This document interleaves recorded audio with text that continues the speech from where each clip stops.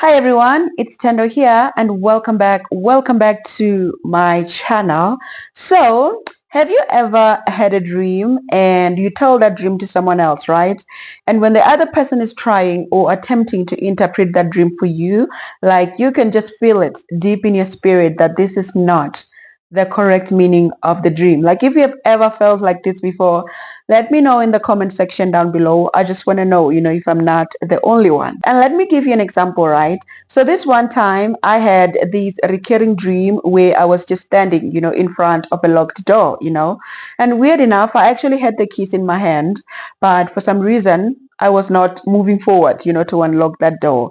And unfortunately, I woke up, from that dream before I could actually move forward, right? And to be honest with you guys, I literally blue ticked that dream, because I was thinking that it's probably one of those dreams, that I don't have to read too much into it, But few days or probably a week after that, I had the same dream again, where I was still standing in front of a locked door, still with a keys in my hand, and still not moving forward. But at this point, I knew for a fact that this was not just a dream.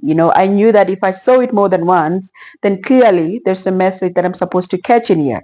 But I went on, started praying about it, and asking God for clarity. And in the process of doing that, I did share that dream with someone else, someone super close to me.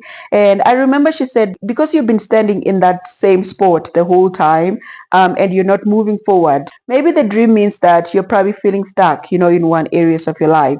And immediately when she said that, my spirit literally rejected what she just said, because I knew deep in my soul that that was not the correct meaning of the dream. And mind you, at that time, I didn't even know the correct meaning of the dream, but I knew deep down in my soul that that was not it. And few days after that, right after one of my prayer sessions, what I normally do is that after my prayer sessions, I like to just sit still, in silence for a few minutes, obviously depending on how I feel on that day, to be honest. And that's when I actually figured that the dream was actually more about me, hesitating to do something that I was called to do in that season of my life. It wasn't about being stuck because obviously I actually had the keys in my hand. Maybe if I didn't have the keys in my hand, the whole interpretation of the dream was going to be different, right?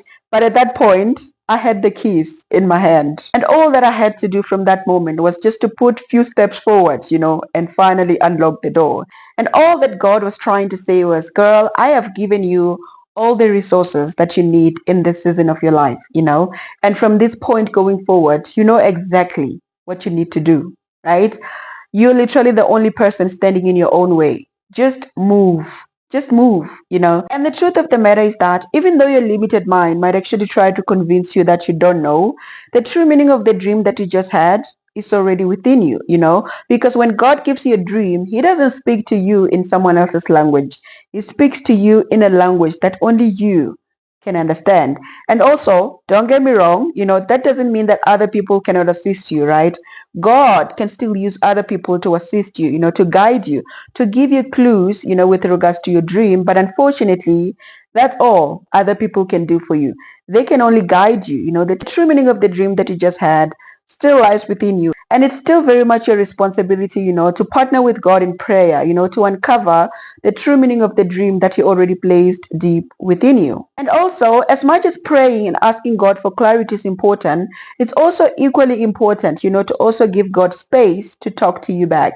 Because most of the time we don't actually hear God's voice or the messages that we are waiting to hear from God because most of the time we're just never quiet enough to receive them. So if you're out there, praying for clarity, or if you just have some random answers that you're waiting to hear from God, this is your reminder, to make room for stillness in your daily schedule. Because one thing you should know about God's voice is that it is not loud. God's voice is very quiet. It's very gentle.